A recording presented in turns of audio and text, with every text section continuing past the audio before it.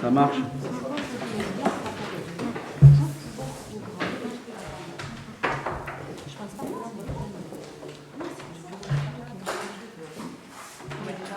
Allez. Bonsoir tout le monde. Bienvenue. C'est bon? Allez, on a quelques accusés. Je vais déclarer la séance ouverte et procéder à l'appel dans un premier temps. Donc, Véronique Andreu, Bernard Béringuier, Présent. Anthony Bloyer, Présent. Frédéric Bonafous, Présent. Jérôme Brière, Présent. Lionel Canevez, Présent. Alexandre Châtaignier, procuration Cédric Morel, Gérard Cibré, Oui. Julien Colombiès,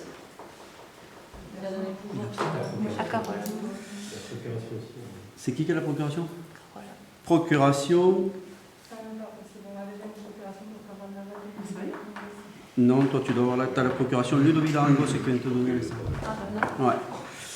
Donc, Elisabeth Cordero, procuration Aliane Dany, Ludovic Darangos, procuration Carole Laval,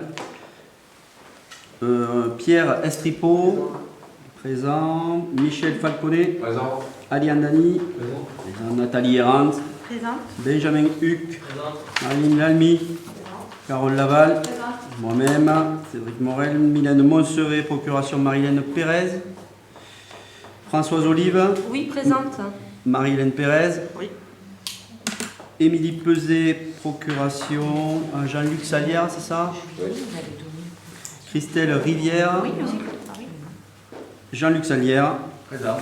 Alexia Sanchez et Hélène Staven. Je vous remercie. Secrétaire de séance, si mes souvenirs sont bons, la dernière fois c'était vous, Lionel, c'est ça? Et dans l'ordre alphabétique, si on continue, donc Alexandre Châtaignier n'était pas là, Gérard Cibré, est-ce que tu veux bien faire secrétaire de séance? Je t'en remercie.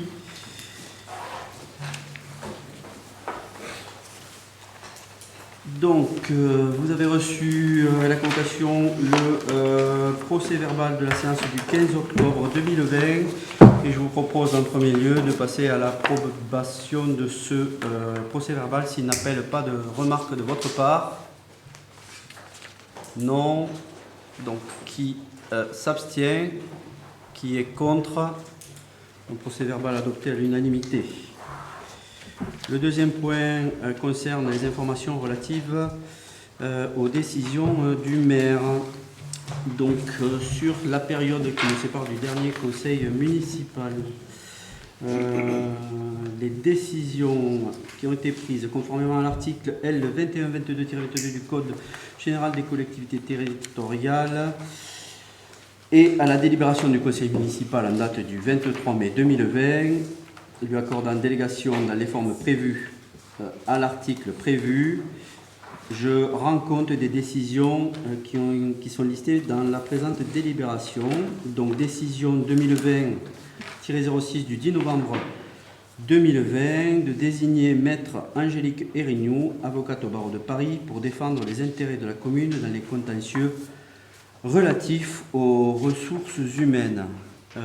Je m'arrête sur ce point-là puisque j'ai une question qui nous a été transmise par monsieur Lionel Canevez. Cette question, à propos du changement d'avocat, vous précisez pour la défense des intérêts de la commune dans les contentieux relatifs aux ressources humaines. Existe-t-il déjà des contentieux de cette nature? Alors, je vais vous demander une précision dans le changement, puisqu'il ne s'agit pas d'un changement. Je ne pense pas qu'il y ait d'avocats déjà désignés pour la commune dans les contentieux. Il y avait des avocats qui étaient désignés, oui. Donc, si, à part Maître Attal Gali, qui est en charge du contentieux avec un agent en date depuis 2013, avec qui nous travaillons, voilà. Maître Erignou, aujourd'hui, nous avons décidé de la prendre en conseil, car effectivement, il il y a plusieurs dossiers. Lorsque nous sommes arrivés, nous avons relevé plusieurs plaintes des désignations par des agents de désir de porter plainte pour harcèlement moral à l'encontre de l'encadrement. Et donc nous prenons ce conseil dans le traitement de ces plaintes sans forcément partir au contentieux. C'est un conseil. Voilà. Je ne vais pas rentrer dans les détails, je réitère, je redis, comme je l'avais dit la dernière fois, que ce qui concerne les dossiers RH relève d'un certain secret professionnel et vous comprendrez qu'on ne peut pas désigner quoi que ce soit sur le sujet. La décision suivante qui était prise, la décision 2020-07 du 18 novembre 2020, concerne les tarifs du séjour ski organisé par l'ANSH de Bessières du 15 février 2021 au 19 février 2021. Ces tarifs sont annexés à la convocation que vous avez reçue. La troisième décision qui a été prise, c'est la 2020-08 19 novembre 2020 qui concerne la cession d'un mobil-home, la régularisation de la cession d'un mobil-home à l'association AAPPMA, association de pêche de Bessières. Voilà pour ce qui concerne les décisions. On en arrive à la première délibération 2020-104 qui concerne les finances, admission en non-valeur, budget principal de la commune.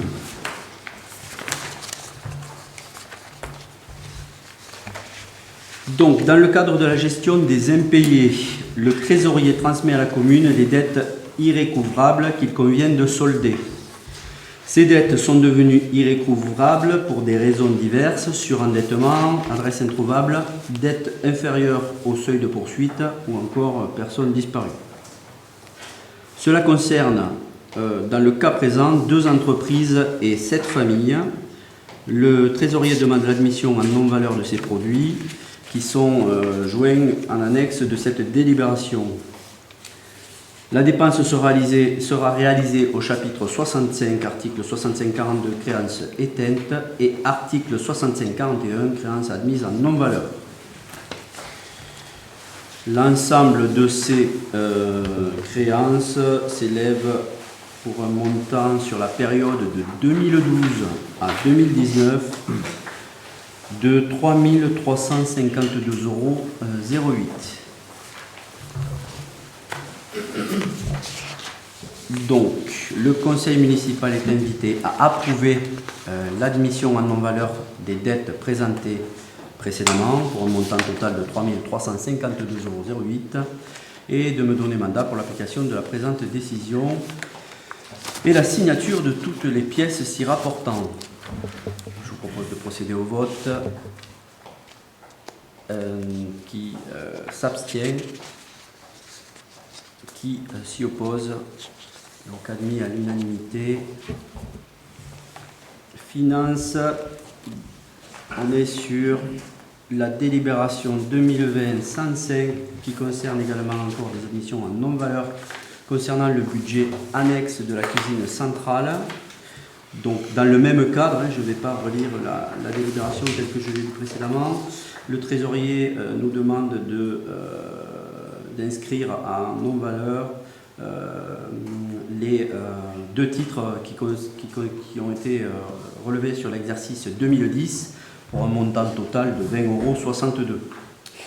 Et donc je vous invite à approuver l'admission en non-valeur des dettes présentées pour ce montant de 20,62 € et à me donner mandat pour l'application de cette décision et la signature de tous les documents s'y est afférent. Donc qui s'y oppose, qui s'abstient, adopté à l'unanimité. Donc nous sommes sur la délibération 2020-106 qui concerne encore les finances, ouverture de crédit 2021. L'examen du débat d'orientation budgétaire pour l'exercice 2021 et le vote du budget primitif sont programmées au premier trimestre de l'année prochaine, donc 2021. L'article L1612-1 du Code général des collectivités territoriales permet à l'exécutif des collectivités de mettre en recouvrement les recettes et d'engager, de liquider et de mandater les dépenses de la section de fonctionnement dans la limite de celles inscrites au budget de l'année précédente. Pour les dépenses d'investissement, les collectivités peuvent, sur autorisation des assemblées délibérantes, engager, liquider, mandater les dépenses avant l'adoption du budget de l'année considérée dans la limite du quart des crédits ouverts au budget précédent.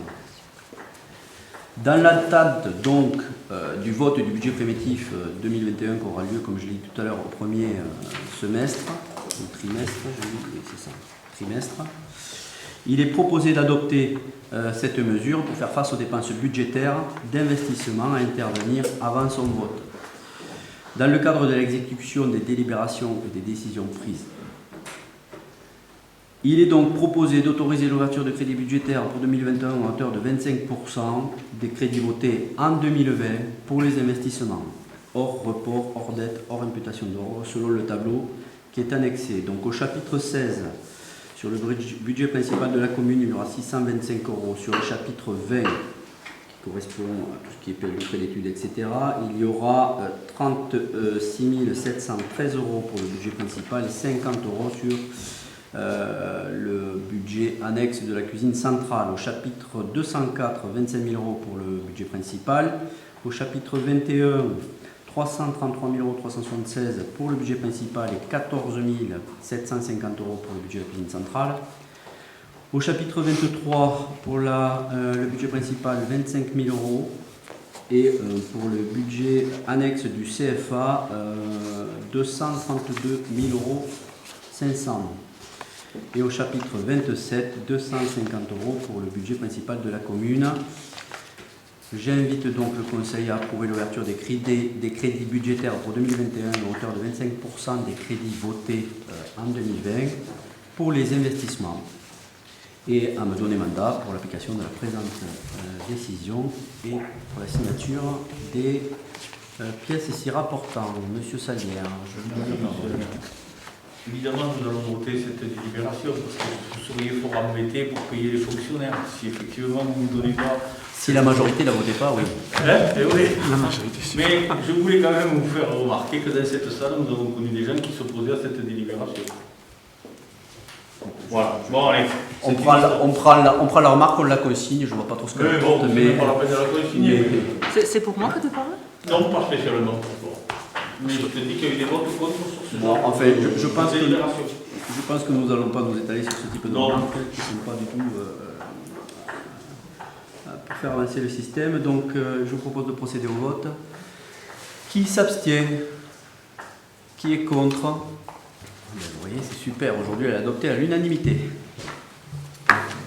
Délibération 2020-107 concerne encore les finances. Reprise antérieure de subventions au compte de résultats. Les subventions reçues servant à financer un équipement devant être amorties sont qualifiées de subventions transférables et imputées au compte 131 ou 133. Les reprises au compte de résultats permettent d'atténuer la charge de la dotation aux amortissements des biens acquis ou réalisés. C'est une opération d'ordre budgétaire, recette de fonctionnement au compte 77, et de dépenses d'investissement au compte 139. Le montant de l'annuité d'amortissement d'une subvention d'équipement transférable reçue est égal au montant de la subvention divisé par la durée de l'amortissement du bien subventionné. Aussi, à compter de 2020, la reprise de subventions transférables reçues au compte de résultats pouvant s'exécuter sur l'annuité N-1. Les biens ayant commencé à s'amortir à compter de 2015, les annuités de subvention correspondantes à ces biens débutent également à compter de l'amortissement du bien.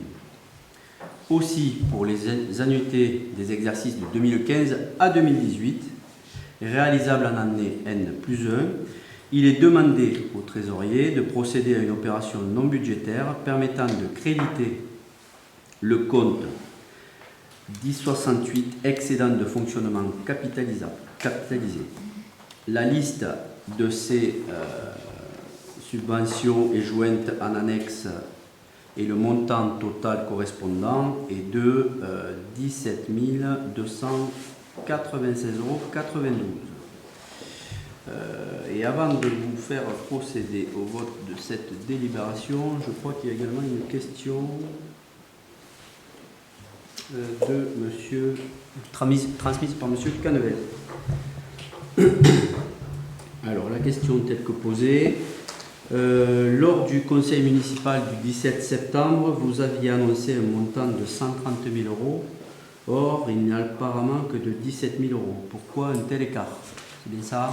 Oui, juste pour précision pour l'Assemblée, les questions que je transmets sont celles du groupe vestiaire. Oui. Ce ne sont pas les questions de Manuel Canevez proprement dit. Oui, oui, bien sûr. Alors, bon, c'est bien que vous posiez cette question, même si j'imagine que vous avez la réponse, mais ça va nous permettre d'éclairer tous ceux qui nous regardent, et tous ceux qui sont autour de cette table aussi. Ces subventions, comme vous le savez, sont amortissables. En face, une dépense sur un bien que l'on va amortir, il y a des recettes amortissables sur plusieurs années. Nous avons estimé effectivement un montant de 130 000 € sur ce qui avait été, sur ce qui n'a pas été cherché en termes de recettes amortissables. Sur les années, donc depuis que cette autorisation d'amortissement, cette règle comptable a été mise en place.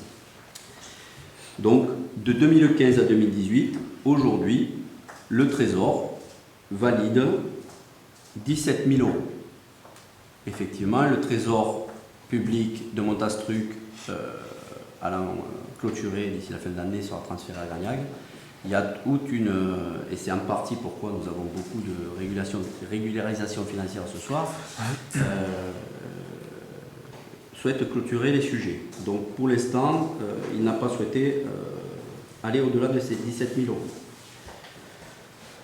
Pour comparaison, si on regarde dans 2 délibérations plus tard, on va en parler tout à l'heure, hein, la délibération 2020-109, en 2019, la même chose équivaut à 23 000 €. 17 000 € sur 4 ans, 23 000 € sur un an. Que veulent dire ces chiffres? Ils veulent dire, soit il n'y a pas eu d'investissement, et là peut-être vous pourrez nous éclairer, voilà. Soit il y a eu des erreurs d'imputation, et donc on a manqué d'inscrire aux recettes ces dépenses, ces subventions, pardon, ce qui est négligeable, ce qui n'est pas négligeable, on a inscrit des dépenses, mais on n'inscrit pas les recettes. Soit il n'y a pas d'erreur d'imputation, mais les recettes n'ont pas été cherchées. Voilà. Donc, je vous laisse choisir entre les 3 propositions. Moi, je n'ai pas la réponse. Ce qui est sûr et certain, c'est que dès qu'on aura un nouveau trésorier, je ne vais pas laisser les choses en l'état. On va aller chercher jusqu'à ce qu'on soit sûr que toutes les recettes ont été récupérées. Est-ce que la réponse vous satisfait? Pour tout vous dire, non. Ah. Mais c'est pas grave. L'amortissement, c'est une obligation à pratiquer pour les communes au-delà de 3 500 habitants. Tout à fait. Donc, à partir de 2015, puisque vous le dites, et ça c'est sûrement vrai, effectivement, on a été amené à pratiquer l'amortissement. Effectivement, il y a un reliquat de subventions sur lesquelles n'avait pas été pratiqué l'amortissement. Mais moi, je suis convaincu que ce n'était pas 130 000 comme annoncé, mais plutôt les chiffres qui sont donnés aujourd'hui, visiblement. Est-ce que c'est ceux du trésorier? Oui. Moi, je fais confiance au trésorier, beaucoup. L'avenir nous le dira. Hein, voilà, oui. c'est très bien. Aujourd'hui, on a retrouvé ça. Voilà. Après, c'est quand même compliqué d'aller bousculer un trésorier qui est en train de fermer et qui n'a pas que la commune de Bessières à clôturer avant la fin de l'année. pour aller rechercher des mandats qui n'auraient été pas imputés sur les bons comptes il y a 4 ans, 5 ans. Donc on va s'occuper de ça plus finement quand le trésorier sera un peu plus disposé, aura un peu plus de temps pour le regarder, mais c'est pas possible. Ça voudrait dire que vous n'ayez pas investi. C'est pas le cas, vous le savez très bien. Et c'est pas le cas. C'est pas le cas, les chiffres parlent d'eux-mêmes. Vous avez investi, donc on aurait dû rentrer beaucoup plus d'argent que ça. Voilà. Donc je vous propose de procéder au vote. Approuver l'ouverture. Je vous invite donc à approuver l'ouverture des crédits. Non, c'est la suivante. À demander donc au Trésor de procéder à l'opération non budgétaire permettant de créditer le compte 1068 excédent de fonctionnement capitalisé des subventions à reprendre sur les exercices antérieurs conformes à l'annexe et à me donner mandat pour l'application de la présente décision et signature des pièces y afférentes. Qui s'abstient? Qui est contre? Favorable à l'unanimité. Délibération 2025-8 concerne encore les finances. Durée des amortissements, modification de la délibération 2018-108 du 14 décembre 2018.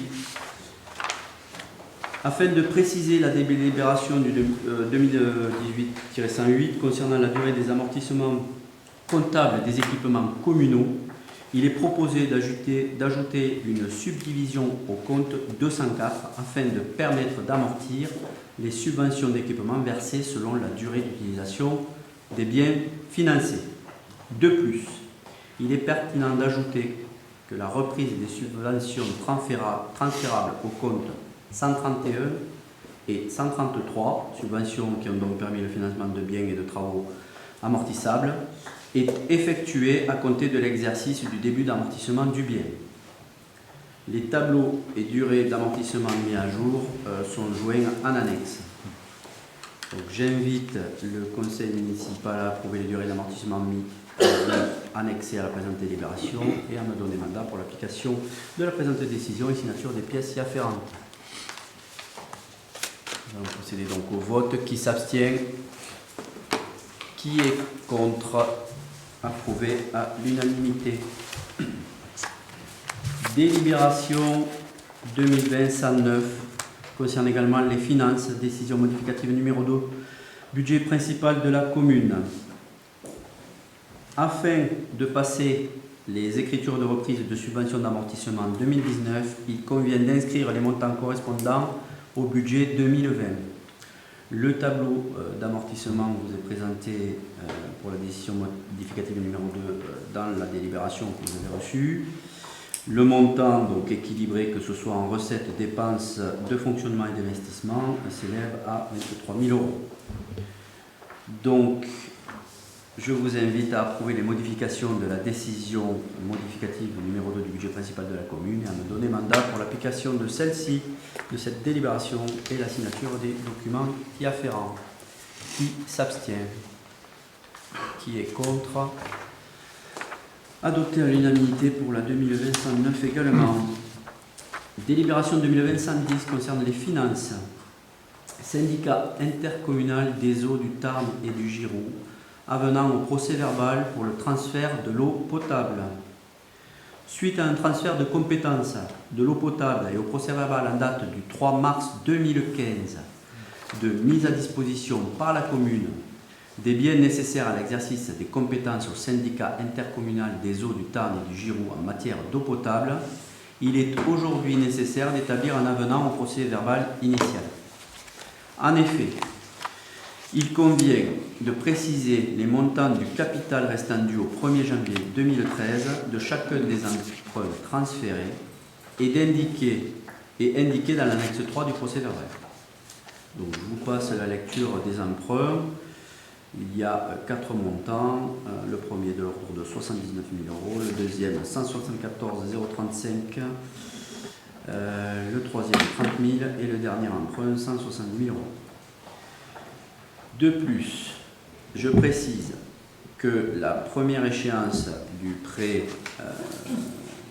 désigné TELWM 92 PR devra être remboursée par le syndicat intercommunal des eaux du Tarn et du Giroux, puisque cette échéance d'un montant de 13 839,59 € avait été prélevée le 15 février 2013 et se trouve toujours sur un compte en attente à la trésorerie de Montastruc la conseillère. Le procès-verbal du 3 mars 2015 ainsi que l'avenant sont annexés à la présente délibération. Donc j'invite le Conseil à approuver l'avenant au procès-verbal et à me mandater pour l'application de la présente décision et les signatures de toutes les pièces si rapportant. On passe au vote. Qui s'abstient? Qui est pour? Qui est contre? On va faire plus simple. Ça peut réveiller un peu l'Assemblée des fois de faire qui est pour, parce que quand on parle finance, je vois que c'est compliqué. Donc je conclus adopté à l'unanimité également. Merci. Et puisqu'on est dans les finances, il en reste encore une. Qu'est-ce qu'il faut? Je te la laisse, celle-ci. Subvention de fonctionnement aux associations. Je donne la parole au rapporteur, Madame Carole Laval. À la demande de M. le maire, j'annonce au conseil municipal que lors de la délibération du numéro 2020-54 en date du 10 juillet 2020, il a été omis d'attribuer une subvention à 2 associations de CRM qui avaient déposé leur dossier en janvier 2020. Aussi, il est proposé d'attribuer, conformément au règlement d'attribution et versement des subventions et des associations, les subventions suivantes. Le guidon des CRM, 215 € et les amis de Cécile Bousquet et du Pastorel, 125 €. Le conseil municipal est invité à approuver le versement des subventions présentées ci-dessus aux associations Le Guidon Bessérin et les amis de Cécile Bousquet et du Pastorel. Le conseil municipal est aussi invité à donner mandat à M. le maire pour l'application de la présente décision et la signature de toutes les pièces s'y rapportant. Nous procédons au vote. Qui s'abstient? Qui est contre? Approuvé à l'unanimité. La délibération 2020-112 concernant les ressources humaines, création de postes, modification du tableau des effectifs permanents. J'informe donc le Conseil des modifications qu'il y a lieu d'apporter au tableau des effectifs permanents de la collectivité. Les contrats de droit public de 2 agents de la collectivité qui donnent entière satisfaction arrivant à échéance et afin de maintenir un effectif constant et pérenne pour le service enfance-jeunesse, il convient de créer un poste d'adjoint technique à temps complet pour l'entretien et un poste d'adjoint d'animation à temps non complet de 32 heures hebdomadaires. Afin de satisfaire la demande d'un agent déjà en poste qui souhaite changer de filière, il convient de créer un poste d'adjoint administratif à... Alors il y a une correction à apporter à la délibération, non pas 80% du temps de travail, mais bien 100%, c'est un temps complet. Dans le cadre du renforcement des effectifs de la police municipale et afin d'adapter le recrutement aux candidatures reçues, il est proposé au conseil municipal de créer un poste de gardien brigadier de police municipale à temps complet. Donc le tableau des effectifs sera modifié comme proposé dans la délibération qui vous a été transmise. Et le conseil municipal est invité à créer à compter du 27 novembre 2020 un poste d'adjoint technique à temps complet pour l'entretien, un poste d'adjoint d'animation à temps non complet 32 heures hebdomadaires, un poste d'adjoint administratif à temps complet et un poste de gardien brigadier de police municipale à temps complet. Je vous invite à approuver également le tableau des effectifs modifiés tel que présenté dans la délibération. Procède au vote. Pas de questions. Donc qui s'abstient? Qui est contre? Approuvé à l'unanimité. Délibération suivante qui concerne également les ressources humaines, la 2020-113. Adhésion au service emploi mission temporaire du centre de gestion de la Haute-Garonne. J'informe le conseil municipal de l'existence au centre de gestion de la Haute-Garonne du service emploi mission temporaire, créé en application de l'article 25 de la loi numéro 84-53 du 26 janvier 1984 modifié. Ce service opérationnel depuis le 1er septembre 1992 propose aux collectivités et aux établissements territoriaux qui le demandent du personnel compétent pour recruter temporairement des agents contractuels sur des emplois non permanents pour faire face à un besoin lié à un accroissement temporaire ou saisonnier d'activité, effectuer des remplacements de fonctionnaires ou d'agents contractuels autorisés à exercer leurs fonctions en temps partiel ou indisponibles en raison d'un congé. Pour chaque demande de mission temporaire, le centre de gestion établira une convention de mise à disposition de personnel entre la collectivité ou l'établissement et ce dernier. Cette convention précisera les tâches confiées, la période et la durée hebdomadaire, le lieu de travail et le niveau de rémunération. Le centre de gestion sera l'employeur de l'agent remplaçant et établira un contrat de travail. Donc, le conseil municipal est invité à adhérer au service emploi-mission temporaire du centre de gestion de la Haute-Garonne, inscrire au budget les sommes dues au centre de gestion en application des conventions et à me donner mandat pour l'application de la présente décision et la signature de toutes les pièces s'y rapportant. Donc, je vous propose de procéder au vote. S'il n'y a pas de questions, qui s'abstient? Qui est contre? Approuvé à l'unanimité. Délibération 2020-114 qui concerne la communauté des communes Valaigo. Approbation des nouveaux statuts. Donc je vous informe que par des courriels en date du 22 octobre et du 2 novembre 2020, les conseils municipaux des communes membres de la communauté des communes Valaigo sont invités à se prononcer conformément aux dispositions de des articles L5211-17 et L5211-20 du Code général des collectivités territoriales.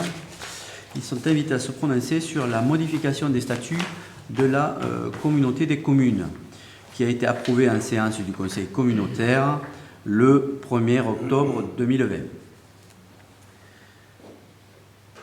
Il n'y a pas de modification sur le fond. Seule la présentation change car la notion de compétence obligatoire demeure. Mais les notions de compétences optionnelles et facultatives sont supprimées. La délibération du conseil communautaire ainsi que les nouveaux statuts sont annexés à la délibération que vous avez reçue, au projet de délibération que vous avez reçu et seront annexés à la présente délibération. Je vous invite donc à approuver les nouveaux statuts de la communauté des communes Valaigo et à me donner mandat pour l'application de la présente décision et signature de toutes les pièces y rapportant. Qui s'abstient? Qui est contre? Approuvé à l'unanimité. Je vous en remercie. Pour la délibération suivante 2020-115 qui concerne le syndicat de l'énergie de la Haute-Garonne, je passe la parole au rapporteur Anthony Bloyer. À la suite de la demande de la commune en date du 9 septembre 2020 concernant la création d'un comptage électrique au nouveau terrain de sport Jean-Ramat, le SDEIG a réalisé l'étude de l'opération 11BT 889. Donc, ce sera un coffret qui sera installé pour l'association de chasse. Donc, le montant total est de 2656 €, par restant à la commune 651 €. Avant de planifier les travaux correspondants, le SDEIG demande à la commune de s'engager sur sa participation financière. Le plan de situation et le projet d'exécution sont annexés à la présente délibération. Le conseil municipal est invité à approuver le projet tel que présenté, décider de couvrir la part restante à la charge de la commune sur ses fonds propres imputés à l'article 56-54 de la section de fonctionnement, 65-54 de la section de fonctionnement du budget communal, et à donner mandat à monsieur le maire pour l'application de la présente décision et à la signature de toutes pièces y rapportant. Question. Je propose de procéder au vote. Qui s'abstient? Qui est contre? Donc, délibération approuvée à l'unanimité. La délibération suivante, 2020-116, concernant les associations, résiliation de la convention avec l'école du chat et approbation d'une nouvelle convention avec l'association Les Chamis de Bessières pour la capture, la stérilisation et la mise à l'adoption des chats errants. Et je passe la parole au rapporteur, Madame Véronique Andreu. Je vous rappelle qu'en vertu de l'article du 3 avril 2014 fixant les règles sanitaires et de protection animale et des dispositions du Code rural et de la pêche maritime, les chats errants sur le territoire d'une commune doivent être stérilisés et identifiés. Le maire et ou une association de protection animale sont chargés d'assurer la gestion, le suivi sanitaire et les conditions de garde de ces animaux. Je vous informe qu'une convention relative à la capture et à la stérilisation des chats errants avait été signée avec l'association L'école du chat en 2007 puis révisée en 2018. Les chats identifiés et stérilisés étaient alors relâchés sur les lieux où ils avaient été capturés. Cette dernière sera résiliée en fin d'année 2020. En effet, la municipalité s'oriente vers une autre politique de gestion des chats libres, afin que les espèces pouvant être sociabilisées soient proposées à l'adoption, ce qui n'était pas permis par la convention actuelle. Une nouvelle convention annexée à la présente délibération a été rédigée avec l'association de protection animale Les Chamis de Bessières, précisant les modalités de capture, de stérilisation, de remise en liberté et également d'adoption pour les chatons et les chats les plus sociabilisés, afin de permettre à ces derniers de trouver une famille d'accueil. Je vous invite à approuver la convention avec l'association des chats libres de Bessières concernant la capture, la stérilisation et l'adoption des chats errants sur le territoire de la commune, telle qu'annexée à la présente délibération, ainsi qu'à donner mandat à Monsieur le maire pour l'application de la présente décision et la signature de toutes les pièces s'y rapportant. Donc il y avait une question. Voilà. Je demande de précision.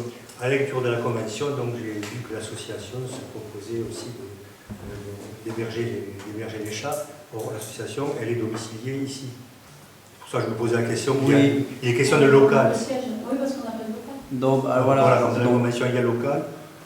Simplement, rien. Non, il n'y a pas. Alors je vais répondre, effectivement il n'y a pas de local et comme la plupart des associations de Bessières elles sont localisées ici comme vous le savez. Oui, ça je sais. Et donc l'association n'a pas fait de demande mais si c'est nécessaire on saura répondre comme on l'a fait, comme vous l'avez fait par le passé pour d'autres associations à la mise à place d'un local. Mais pour l'instant ils semblent gérer ça eux-mêmes. Voilà. Le deuxième point c'est que donc, la stérilisation, donc prise en charge par la commune, est-ce qu'il y a eu une évaluation du coût, puisqu'il y a 45 chats maximum? Tout à fait. Alors tout à fait, il semble vraiment indispensable effectivement de plafonner le montant annuel dans la convention pour pouvoir monter le budget, effectivement. Ce n'était pas le cas dans la dernière convention, comme vous le savez. Et donc nous avons plafonné effectivement à 45 chats par an avec, alors si tu me dis si je me trompe, mais les opérations pour les femelles sont de 63 €, c'est ça, 42 pour les mâles, donc ça fait une moyenne de 52,5 € par chat, si on considère que les chats ont droit à la parité comme nous. Et donc ça fait un montant qui sera budgétisé au maximum et plafonné en tout cas par convention à 2 363,50 €. Voilà. Il y avait juste une autre remarque. C'était juste de faire remarquer que l'association était présidée par la fille de Madame Andreu. Donc on voulait juste avoir confirmation qu'elle le faisait à titre bénévole. Et voilà. Et donc c'était juste aussi pour faire remarquer qu'on serait très vigilant pour qu'il n'y ait pas de conflit d'intérêts à aucun moment. Voilà. Vous pouvez être vigilant, effectivement. Je ne sais pas si quelqu'un dans l'équipe de M. Rességuier connaissait quelqu'un de l'association des chats. C'est de l'association précédente qui était l'école du chat. Soyez assurés que ce n'est pas ce genre de considérations qui ont modifié. Elle a très clairement expliqué pourquoi. Et en tout cas, il y a quelque chose qui est sûr, c'est que les dépenses qui seront réalisées par la commune sont plafonnées dans cette convention-là. Ce n'était pas le cas la dernière fois. D'ailleurs, je m'interroge comment c'était géré. Parce que là, vous receviez des factures et on était obligé de les payer, quoi. Donc, voilà, nous on a mis ce plafond-là, donc le conflit d'intérêts, il sera surveillé, il n'y a pas de souci, et de toute façon on est totalement transparent sur le sujet. Voilà. Donc je vous propose de procéder au vote, si la question est clos concernant cette délibération. Donc, qui s'abstient? Qui est contre? Elle est donc approuvée à l'unanimité. La délibération suivante 2020-117 concerne la cuisine centrale, une convention de partenariat avec l'ITEP Saint-Exupéry dans le cadre de la crise sanitaire liée à l'épidémie Covid-19. Je vais passer la parole au rapporteur, M. Frédéric Bonafous.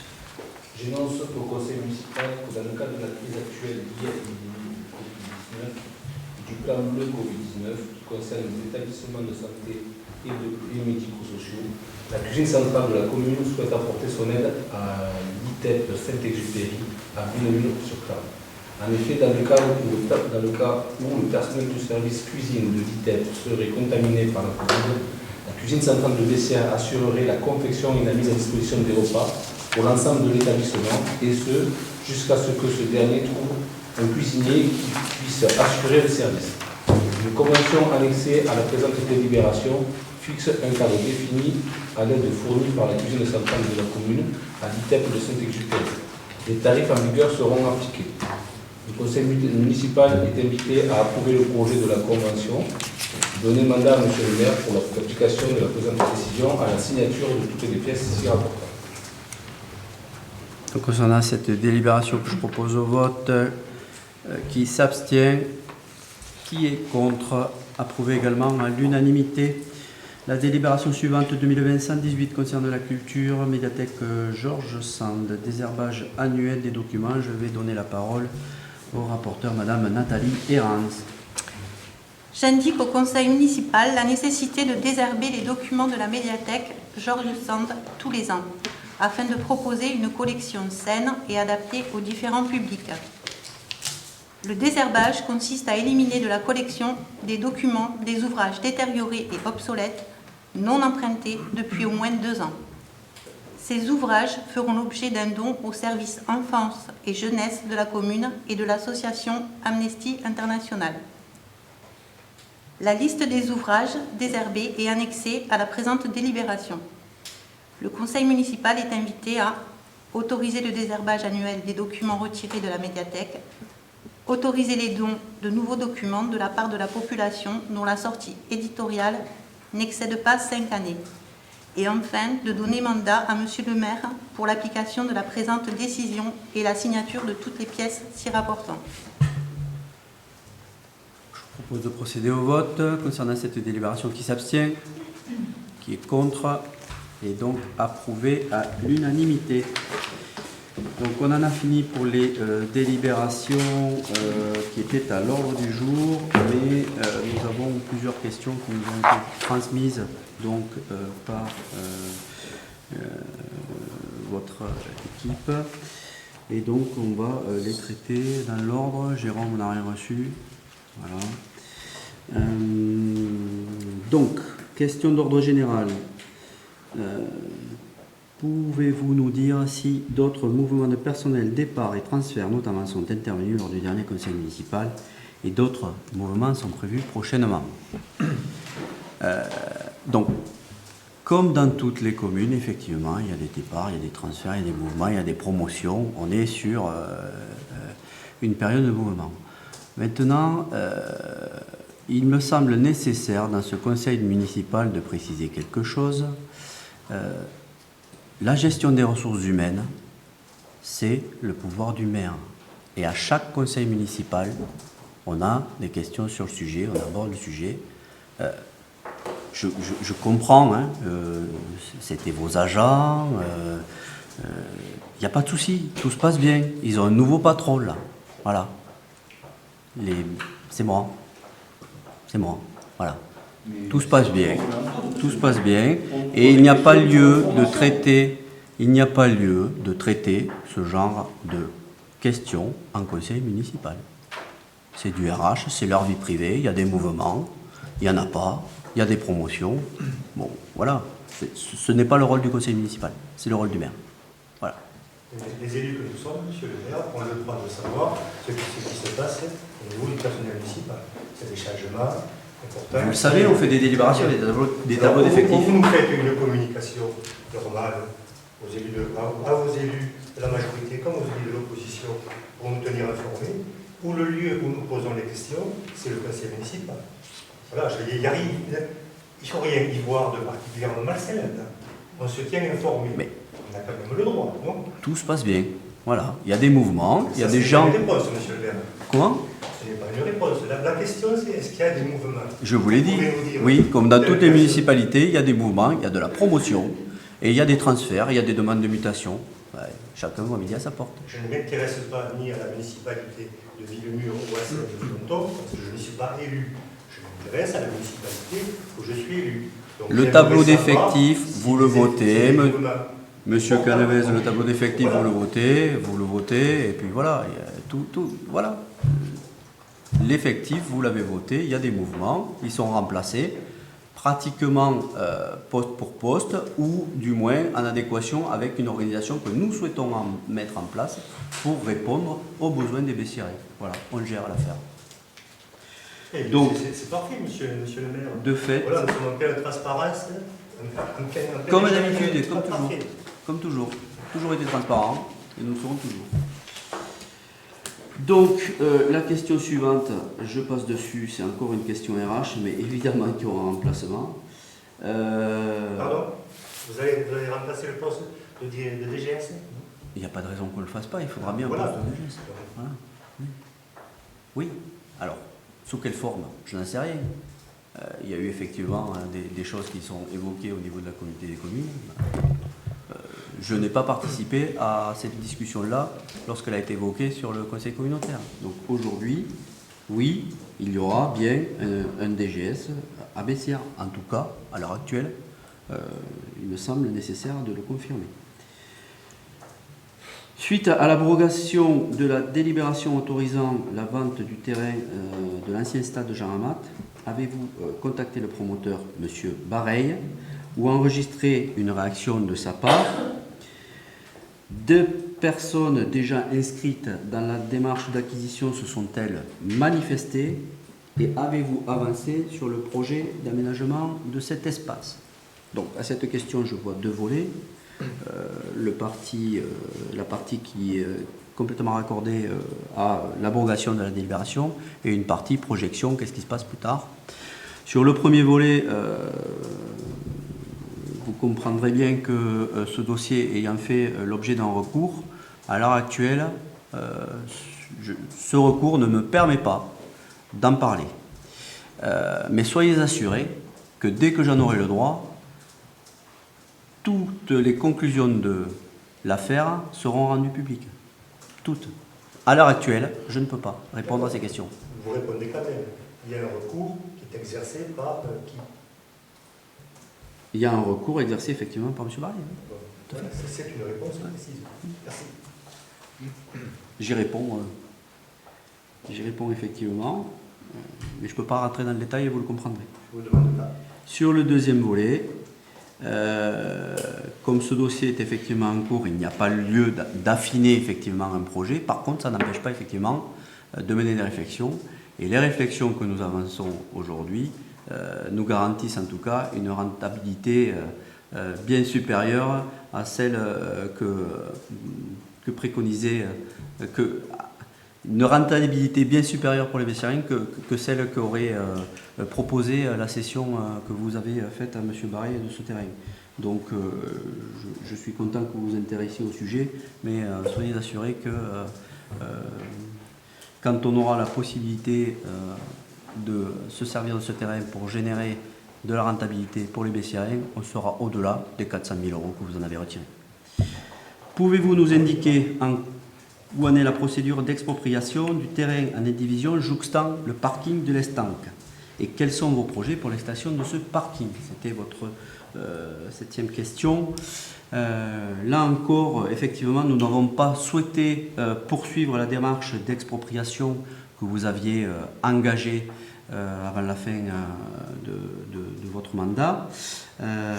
Et nous avons préféré bien sûr, pour résoudre ce problème et qui date quand même depuis longue date, et vous le savez, travailler avec le propriétaire et avons trouvé un accord en quelques semaines à l'amiable. Et avant la fin de cette année civile 2020, le parking de l'Estanque sera étendu et opérationnel de 20 places. Vous allez donc passer le bail avec le propriétaire, on suppose. Exactement. D'accord, on le votera en conseil municipal. Exactement, dès que le bail sera... Ah non, j'ai la délégation du conseil au maire, effectivement. Comment j'ai pas... Excusez-moi, je m'entendais.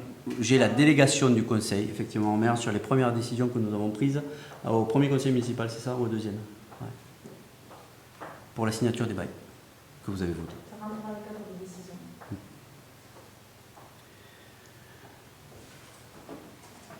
Quelles sont les raisons qui vous ont conduit à revoir les horaires d'ouverture de la mairie?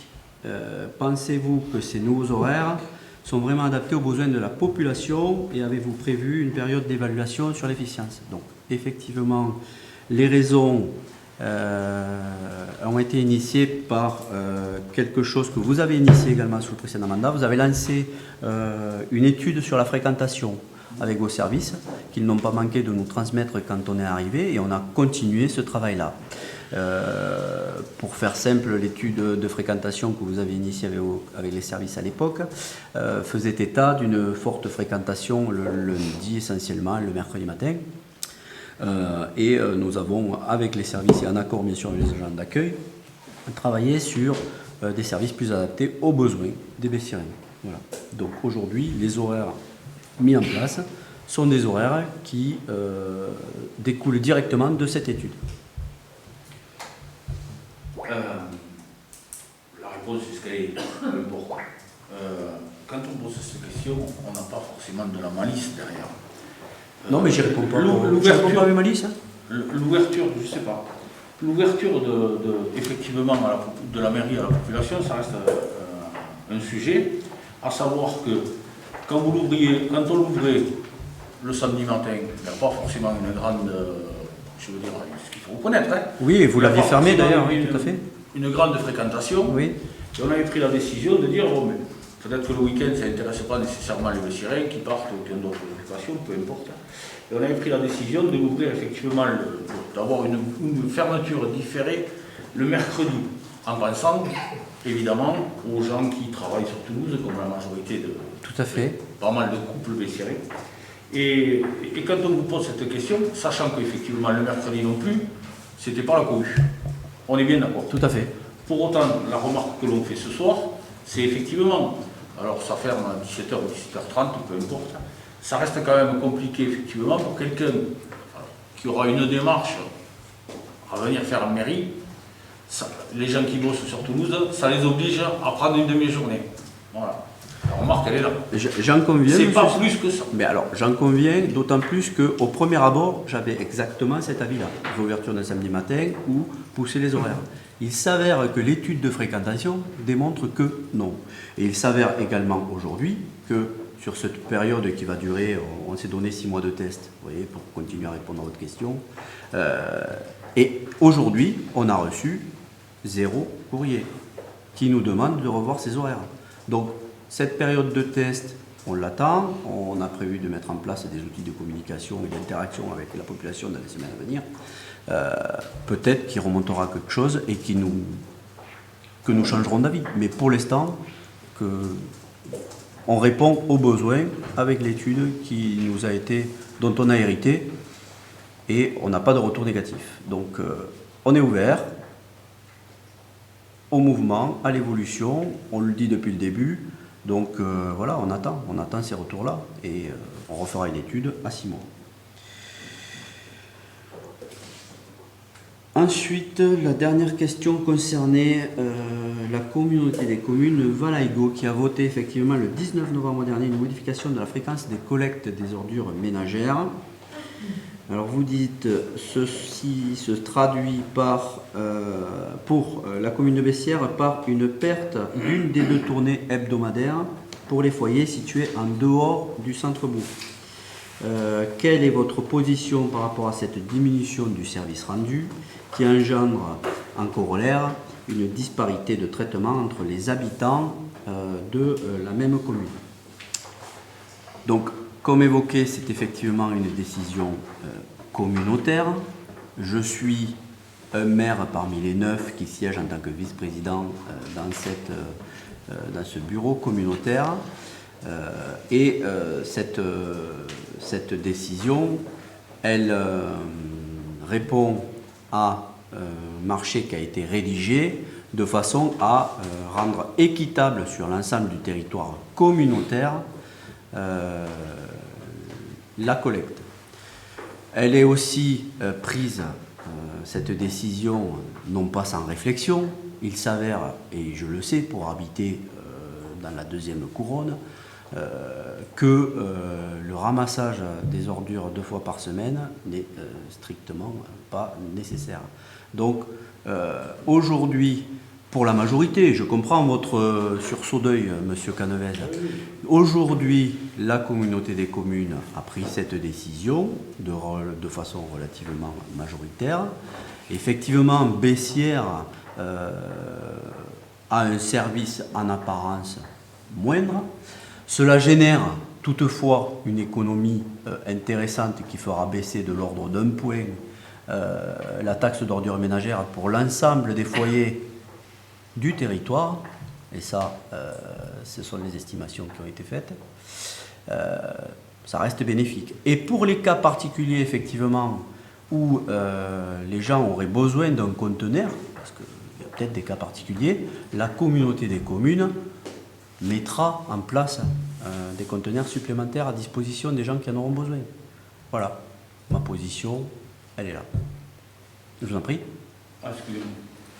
Moi, financièrement, tout peut s'entendre. C'est pas polémique ce que je dis là. Tout peut s'entendre. On parle d'équité de traitement sur le territoire. Oui. Moi, ce qui me gêne le plus, c'est que finalement, l'équité de traitement n'y est pas. Vous parlez de Buzet. Oui. Oui, parce que quand on vote, vous avez parlé tout à l'heure de compétences obligatoires dans une communauté de communes. Je veux dire, en 2012, Bessières intègre la communauté de communes. On était, il s'avère, au même syndicat que Buzet, qui, en termes d'offres, je veux dire, offre un autre service que ce qu'offre la communauté de communes. Ça, il faut en être conscient. Moins cher. Moins cher. Mais il y a quand même des raisons. On ne peut pas d'un côté non plus se revendiquer le plus écologiste du territoire quand on laisse enfouir ses déchets. Tout à fait. Donc la disparité dont vous parlez aujourd'hui par rapport à Buzet-sur-Tarn, elle est effectivement liée, et je suis d'accord, elle est matérialisée par le fait qu'il paye moins cher, il paye moins cher, et c'est vous qui avez fait le choix sous la dernière mandature de ne pas suivre... Ah mais c'est pas le choix, c'est que ouais, enfin, quand on rentre dans une communauté de communes, vous prenez de fait les compétences obligatoires. Ou pas, comme Buzet. Eh bien... Mais aujourd'hui, revenir en arrière serait stupide, d'autant plus que je suis d'accord avec vous, leur mode de traitement, c'est de l'enfouissement. Est-ce qu'aujourd'hui, on veut continuer à enterrer de la merde pour les générations futures, ou est-ce qu'on part sur des traitements de déchets un petit peu plus vertueux, comme nous le faisons nous? Donc, moi, et j'arriverai pas à le comprendre, quand on m'explique qu'une compétence est obligatoire et que par des artifices, on accepte qu'une commune, quelque part, n'embrasse pas cette compétence, y compris en augmentant sa taxe de déchets, parce que finalement, c'est bien là le problème. D'accord? Et après, derrière, on vient vous expliquer que Bessières va perdre une tournée sur les écarts. C'est pas normal. Moi, je ne suis pas d'accord. Sur le système, je ne suis pas d'accord. Encore une fois, cette tournée, ça n'a pas été fait n'importe comment. Ah, mais... Elle est sur les écarts, elle n'est pas primordiale. Et les cas particuliers pourront avoir des seconds conteneurs. Voilà. Monsieur le maire, des conteneurs plus gros. La question, c'est vraiment, bien sûr, la communauté commune, on sait que nous sommes que 7 représentants. Donc, effectivement, quand ils votent majoritairement, ça passe. Mais moi, je voulais connaître votre position. Et je vous avoue franchement que je suis très étonné. Alors, la question de Buzet, effectivement, elle est inadmissible. Ça, c'est carrément pas abusé. Moi, je n'ai pas votre position et je ne comprends pas comment vous pouvez valider le fait que certains habitants de la commune ont droit à un service et d'autres Parce qu'ils sont... En tant qu'élus... N'y ont pas droit. Qu'est-ce qui peut justifier ça? Ils ont droit au même service, ils ont droit à la collecte totale de leurs déchets. Qu'est-ce que vous voulez d'autre? Il n'y a rien de plus équitable que ça. D'autant plus que on est dans un rôle, et encore une fois on en débat en conseil municipal, mais ce n'est pas le lieu, on est dans un rôle communautaire où on parle d'équité entre les membres de la communauté, des communes, voilà, qui n'y étaient pas. Oui, mais Bessières avait un traitement de faveur. Diminuer par rapport au projet d'environnement, supprimer, c'est jamais positif. Hein. Tu rigoles.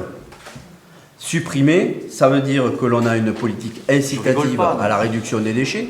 Le marché tel qu'il est passé aujourd'hui, il est passé avec des portes grandes ouvertes sur les processus d'incitation à la réduction des déchets au tri sélectif, qui derrière va avoir un impact à la baisse sur les taxes. Donc la politique tarifaire d'incitation, c'est un premier pas. On réduit déjà d'un côté et derrière, c'est tout bénéfique, pour l'environnement, mais rien ne se fait sans effort. Rien ne se fait sans effort. Il ne faut pas croire que demain, on va remplacer toutes les énergies fossiles par l'énergie renouvelable du jour au lendemain, sans effort. Et bien là, c'est pareil pour les déchets. Demain, on ne va pas remplacer l'enfouissement total de nos déchets qu'on va supporter encore quelques temps pour certains territoires, sans effort. Voilà. Il vaut mieux avoir une politique de réduction de déchets, parce que c'est obligatoire depuis 2012. Sur ce territoire, on ne l'a pas trop fait, donc il vaut mieux avoir une politique de réduction de déchets plutôt que de fournir des containers de gens pour fabriquer encore plus de déchets. Je crois qu'il faut faire justement plus de communication et plus d'incitation pour que les gens réduisent leurs déchets. Exactement, c'est là-dessus qu'il faut travailler. Le débat il n'est pas sur la réduction des déchets. Bien sûr qu'on est tous d'accord. Ce serait étonnant qu'on ne le soit pas. Bien sûr, même si les commerces ne vendent pas des déchets, on est d'accord. Mais on les a. Dans une même commune, on se retrouve avec une disparité de traitement, que je sache, peut-être que je ne le sais pas, vous allez me le préciser. La taxe des ordures ménagères restera, même si elle perd un point, restera identique pour l'ensemble des foyers bessières. Non, elle perdra un point. Pour l'ensemble des foyers bessières. Oui, pour l'ensemble des qui n'auront pas le même service. On est bien d'accord. Comme on a exactement le même service que sur les autres communes. Les deux passages sont dans les centres-bourgs, les hypercentres sur les autres communes. Il n'y a que Bessières qui était cette exception sur le territoire. On ne peut pas, d'un côté, prôner comme vous le prônez, tout le monde pareil sur le territoire, y compris Buzet, et de l'autre côté dire, mais non, mais moi j'en veux 2 fois plus que les autres. Arrêtez, il faut être cohérent. C'est pas que j'en veux 2 fois plus. Être cohérent. Et en plus, c'est cohérent. En plus, c'est cohérent avec ce qui se passe dans les conteneurs. Aujourd'hui, même sur les zones où vous avez 2 ramassages, soit les conteneurs sont à moitié pleins, soit ils sont sortis qu'une fois sur les 2. Donc voilà. Donc vous avez voté pour? Oui, j'ai voté pour. Oui. Mais vous n'êtes pas abstenu? Non, je ne me suis pas abstenu. Bon, voilà. Non, mais j'assume complètement mes choix. Ah non, mais je pensais que vous étiez abstenu. Non, je ne me suis pas abstenu. C'est simplement ça. Encore une, peut-être. 5 minutes, pas plus. Pas plus. Après, il n'y a pas de marche. Monsieur le maire, on a regardé un petit peu là l'audit financier que vous aviez commandé.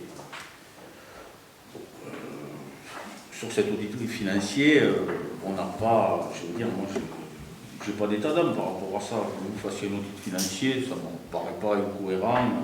Vous arrivez à la tête de la commune et c'est bien normal. C'est un audit, d'autant plus que vous n'avez pas engagé de frais énormes, puisque vous nous avez dit que c'était 2 000 €, c'est ça? 2 000 €. Ouais, vous me le confirmez. Donc partant de là, pourquoi ne pas le faire?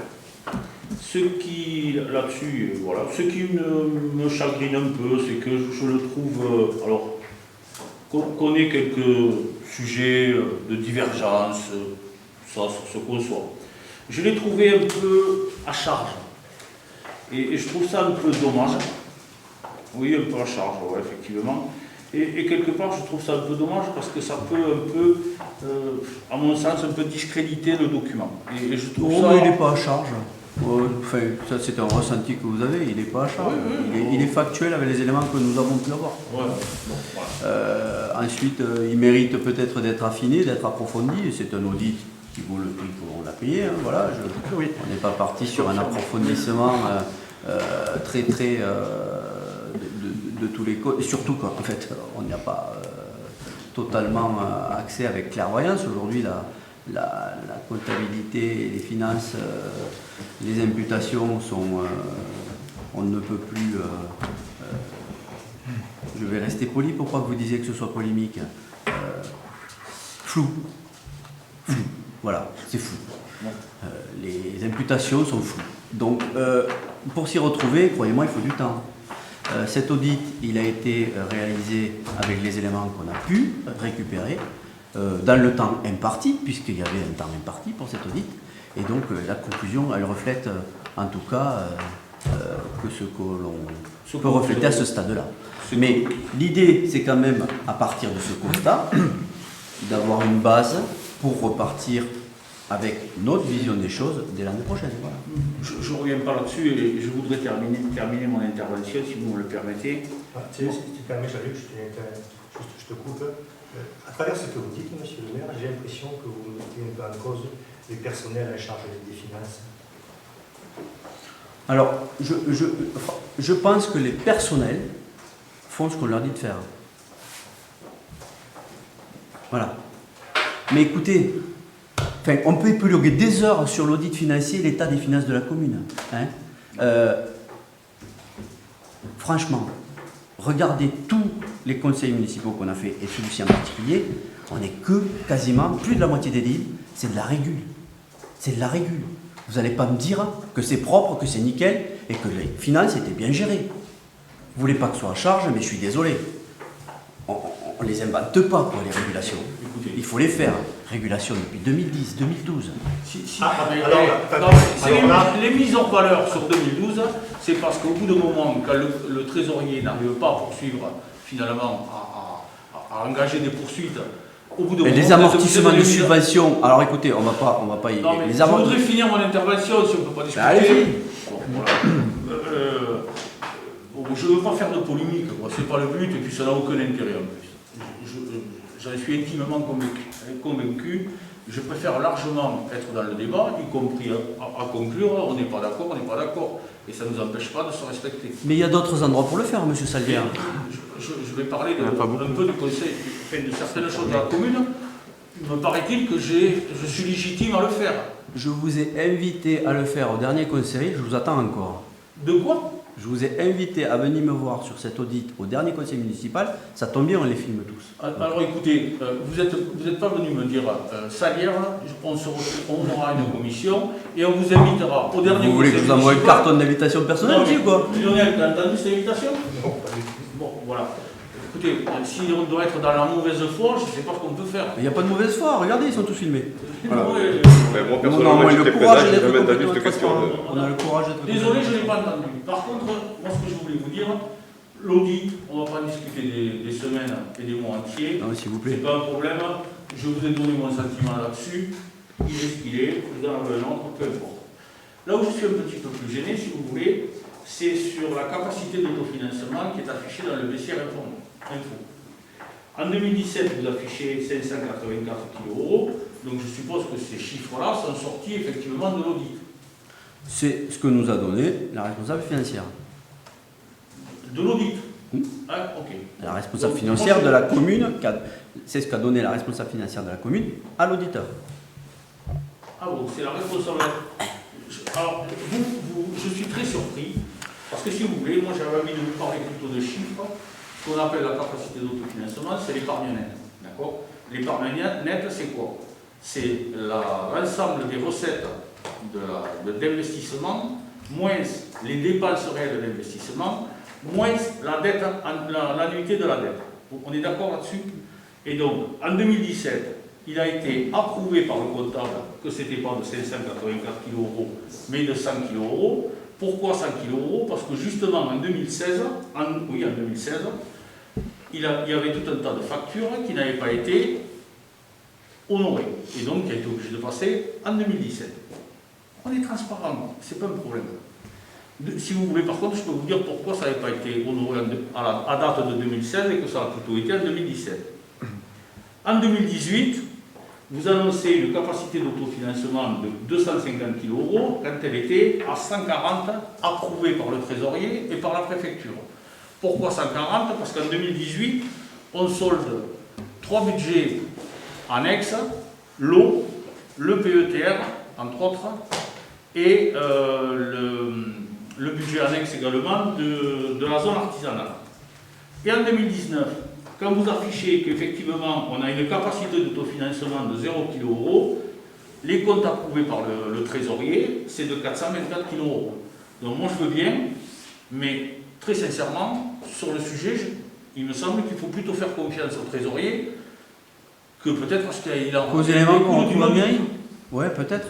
Mais il faudrait que le trésorier ait été audité. Le constat que On a audité la mairie, pas le trésor public. Comment? On a audité le service financier de la mairie, pas le trésor public. Voilà. Qu'est-ce que vous voulez que je vous dise? On a fait avec ce qu'on nous a donné. Bon, je vous propose de conclure, on va pas parler de ça. Juste 2 secondes, monsieur le maire. C'était 2 secondes qui durent, il y avait 5 minutes. Écoutez, on a tout le temps long dans ce dossier municipal. Vous avez, dans votre discours tout à l'heure, vous êtes remonté à 2010-2012 pour les régulations qui n'avaient pas été faites. C'est vous qui l'avez dit. Interrogez-vous. Qui est-ce qui était directrice des services financiers à cette époque-là? Mais qui l'a été sur les 3 dernières années? Qui Qui était maire sur cette période-là? Non, bah arrêtez, on va conclure. La personne que vous avez mandatée pour faire un audit financier, et parfaitement. Et M. Salier avait raison de dire que vous avez tout à fait le droit, c'est normal de faire un audit. Et en revanche, et je vous l'avais dit déjà, au mois de juillet, pourquoi le confier à un cabinet qui est dirigé par une ancienne salariée responsable des services financiers? Est-ce que vous pensez qu'on peut être jugé parti?